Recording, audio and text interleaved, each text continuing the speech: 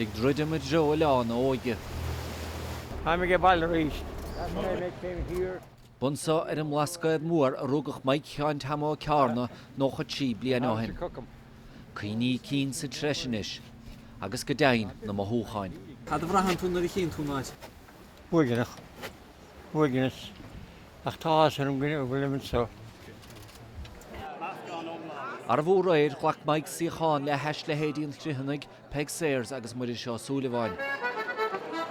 A bheith snéis seolta, seo dín eile cur le leabhlann an Blascaide. Oh my God. Guess where you are now. Welcome home, Mike. Bhfuilin an Blascaidech a choisiir a glé. Oh, down. Ní mar nach denúr do bhanan an leáin inis, Mike an tééis sinna cosán.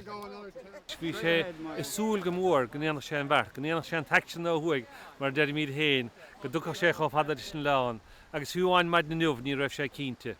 Achas tóilm go farúntaach ar fada slíonn sé bhar, tá misneach sa bhar. Céad a han tú cíineh?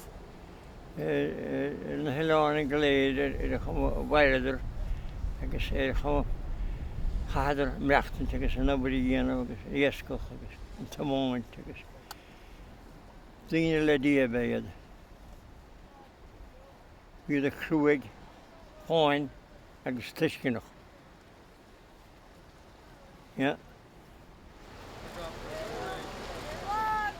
Dag maid chean tamá cearna an Blasket mór an 1937. Inniu fágann sé sláán a roiis leis don nuair dheirigh béidir. Ach der se ná fácaigh an clán a chruí go deo. Seán Nuacht TG4 ar an Blasket mór.